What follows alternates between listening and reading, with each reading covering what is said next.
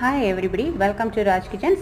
இன்னைக்கு நம்ம வீட்ல என்ன டிஷ் அப்படினு கேட்டிங்கனா நார்மலா இன்னைக்கு கொஞ்சம் சிம்பிளா அதே நேரத்துல ஸ்பெஷலா பண்ணிருந்தோம். இன்னைக்கு வந்து ஷஷ்டி விரதம் கூட. நானும் அம்மாவும் ஷஷ்டி விரதம். அப்பா வந்து என்வி சாப்பிடுவாங்க. சரி ஓகே அப்படினு சொல்லிட்டு இன்னைக்கு வந்து மாங்காய் போட்டு சாம்பார் பண்ணிருந்தோம். அதாவது கொத்து பருப்பு சாம்பார்னு சொல்லுவாங்க. அதாவது மலர்ந்த வடிக்கு சாம்பார் வந்து பண்றது.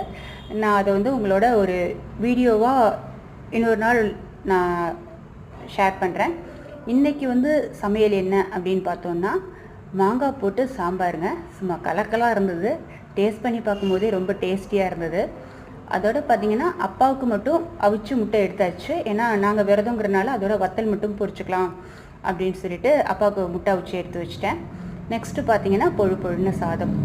நார்மலான டிஷ் தாங்க, ஆனால் டேஸ்ட்டாக இன்றைக்கி அமைஞ்சிருக்கு. மத்தியானம் சாப்பிடும்போது சேர்ந்து உட்காந்து சாப்பிட்லான்னு இருக்கோம். Okay, thank you.